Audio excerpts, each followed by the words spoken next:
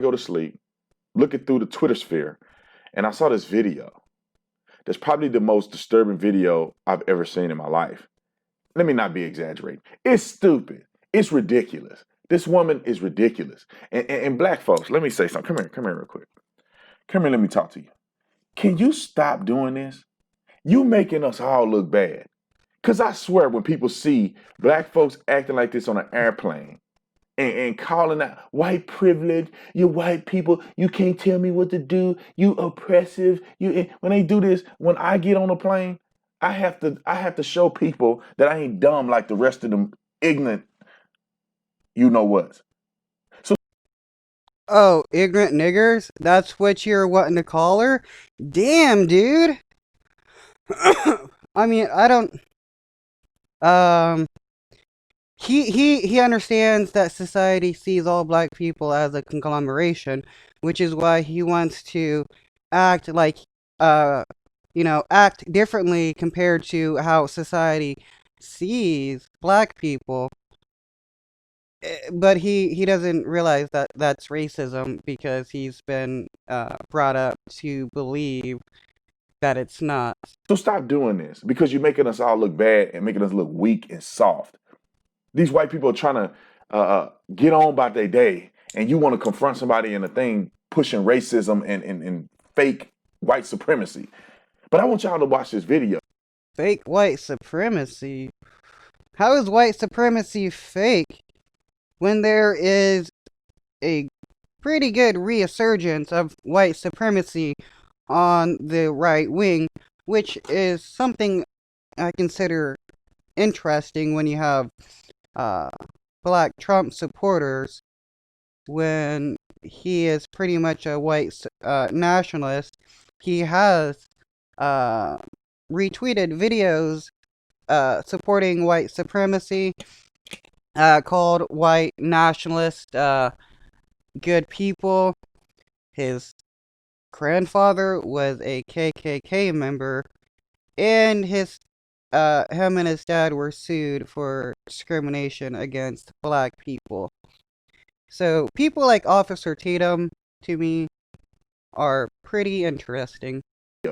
So you can see exactly what I'm saying. Now we're gonna probably blur out the curse words so they don't ban this thing. And if they ban it, we're just gonna put it on TatumReport.com. Y'all can go over there and watch the full thing, unedited. But I want you to watch what I saw so you can get a glimpse of how ignorant this is and why you should not be this person. Roll the film. I'm not a child. I'm grown. I'm trying to use the bathroom. The lady is coming. I see the bathroom. Now she needs to get to her door. Can I get to my bathroom? What do I gotta listen to? What I gotta listen to? Are you my boss? You are white privilege. You're not my boss. Sit down.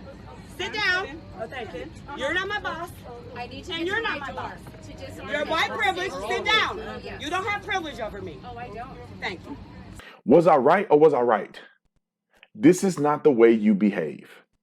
And this is the rhetoric that has been spewed on television by activists that is just out of control. Okay, not sure why she was angry, but she was. Maybe she had a bad day or something, but I don't understand the issue. How do you fight racism with racism?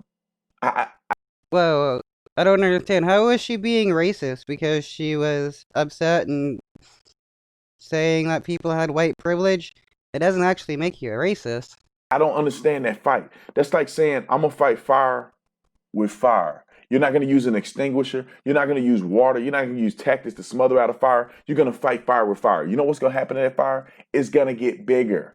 And actually, you'll catch yourself on fire trying to fight a fire with fire. And you're going to catch yourself up in racism trying to fight racism with racism. But nobody was being racist. So how is somebody fighting racism with racism when she wasn't being racist?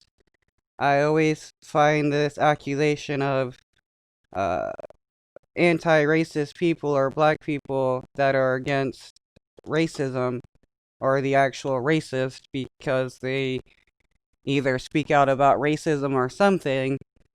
It's just quite amusing. It's just another way of telling black people to shut up. I wish that we would learn some level of decorum, some level of understanding of one another. When I was at church, I did a debate the other day. It wasn't a debate, it was a conversation with me and another. Well, you're a Christian as well.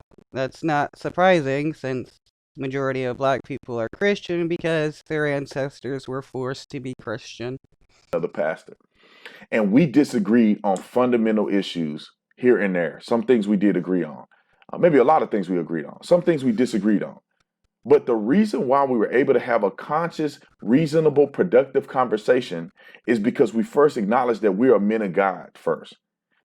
Okay, what about the people that aren't Christian? But anyways, you cannot really have a conversation with a person if they believe that your existence should not. Well, if they believe that you shouldn't exist, because there's a lot of people in the United States that believe that POCs shouldn't exist, and they seek to kill POCs, or they believe that POCs should be slaves or should stay poor so that white people can benefit from the subjugation of POCs. And this is an actual fact. There are lots of people like that. We do have KKK members in the United States. We got neo-Nazis. We got white nationalists.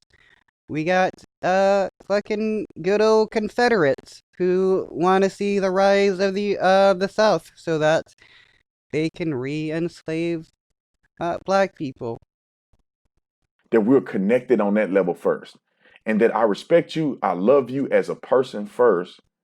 And then if I disagree with you, I just disagree with you. And if my argument is better than yours, I'm going to exploit you based on a legitimate articulation of facts. But I don't need to bludgeon. I kind of find it amusing that a person that is Christian cares about facts. You can't. I mean, I know it's talking about facts of a different thing, but the fact that he like accepts fairy tales shows that he doesn't truly care about facts all the time. At you and cuss you and paint the picture of all of y'all the same way. This is the same concept that I see happening more often than not with black folks saying and producing a narrative against all white people. For instance, there was a person that mentioned, I wish that my children, could have the same opportunity as your children. And when you think about that, you say, well, what does that mean? Well, what it means is that it would be nice if black people had the same opportunities as white people and were not systematically discriminated against because of their skin tone. Simple as that. The effects of Jim Crow are still there. Look at it with employment discrimination. If your name sounds black, you're less likely to get employed. So, let's bring up an example. Shaniqua. If somebody's name was Shaniqua, the employer is less likely to want to hire them because the name sounds black. And when people think of black people, well, they still think of all the stereotypical propaganda of them being lazy. Oh, they must come from an urban city, so they're going to be ghetto. They do drugs, they're inherently criminal, blah, blah, blah. That still happens. So, when somebody says, hey, I wish as a black person I had the same opportunities as a white person, they're saying that they would like to be able to enjoy life without being disadvantaged. Are you saying that or assuming that your children and their children are different because of color, not because of social economic status? not because where they grew up at, not because their education, none of those things. You are assuming that they have privilege or they're going to be treated a certain way, not because of the content of their character, anything above, but because of their skin color. Yes, I know this is surprising for somebody like you, but in the United States, you are treated differently because of your skin tone. Uh, I mean, how far back do you want to look at it? We can go to the war on drugs. Reefer Madness. That was something directed at black people. You didn't hear them say, "Oh, if white people smoked weed, they would go crazy and want to rape white women." No, they said if black men smoked weed, they would want to rape white women. They also said if black men smoked weed, they would feel that they're uh, either on common grounds or superior to white people. That was so that this society would think, oh, black people smoking weed is bad because they'll think they're better than us. And then it's also racist to believe that your child is going to be somehow discriminated against because they're black by white people. Wow, wow, wow, wow, wow. It's racist to think that your child is discriminated against when facts prove that, yeah, black people are discriminated against. It's not racism to know the facts of our society. That would be like back in slavery days where if somebody is looking to abolish slavery, they'd be like, "Oh, you're racist for saying that um that would be like a abolitionist being called racist for, saying, "Hey, slavery is you know, pretty unfair. How about we stop this?" It pointing out the facts does not make somebody racist. And it's just hilarious how he's trying to use this argument.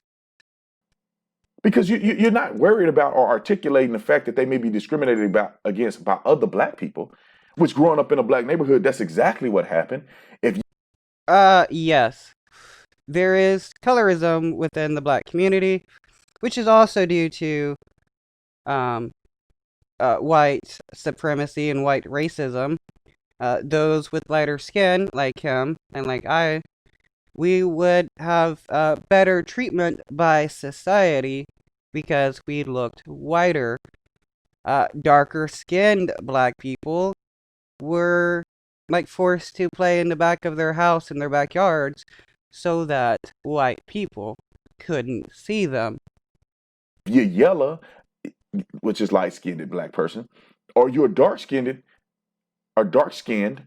then you're gonna face adversities because people discriminate and it's called colorism. You see that in African countries, you see that, I mean, you see that in many places, even in Mexican places where there are Mexican citizens who are experiencing what we call colorism. If you're a darker Hispanic person or you're a lighter Hispanic person, you're going to get privileges or there's going to be discrimination there.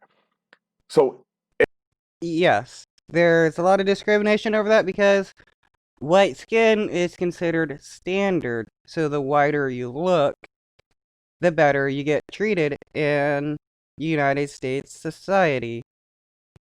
at the end of the day, we need to come out of this mold of foolery. We should not be on airplanes arguing with our brothers and sisters, expressing hatred towards them, and you don't know them. And I'm telling you this, and I'll be done. Most white people that I know I have experienced ain't worried about you. They in their own world, doing their own thing. Don't sit up here and try to project your evilness, your hatred, your lack of self-esteem on other people. And like I said, we need to get back to the concept of being all children of God, understanding we're all in the same family, And we can disagree adamantly, and we can call each other out for what it is, but that doesn't mean we have to bludgeon and be violent towards one another. You can't really say that against, white nationalists and their ilk when those type of people seek to kill you, or police who also seek to kill you because either they're white nationalists or some type of white supremacist, or they just like to kill people because, let's face it, there are some cops that just like to kill people. And you can't have a respectful conversation with those types of people because they're just going to try to kill you. If you can take anything from what I said, that's what I want you to leave with.